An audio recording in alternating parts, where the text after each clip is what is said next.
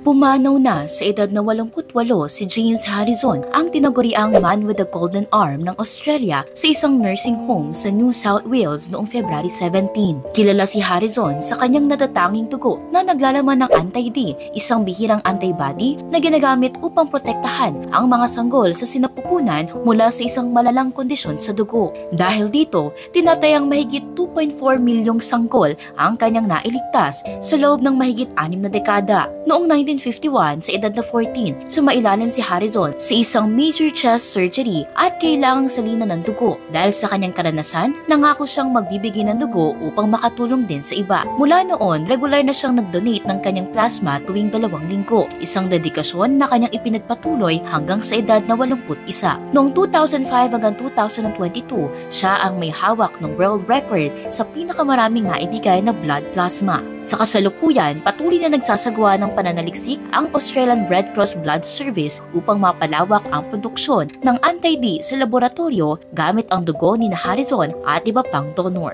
Para maging updated sa mga happening abroad, mag-follow at mag-subscribe sa social media pages ng News 5.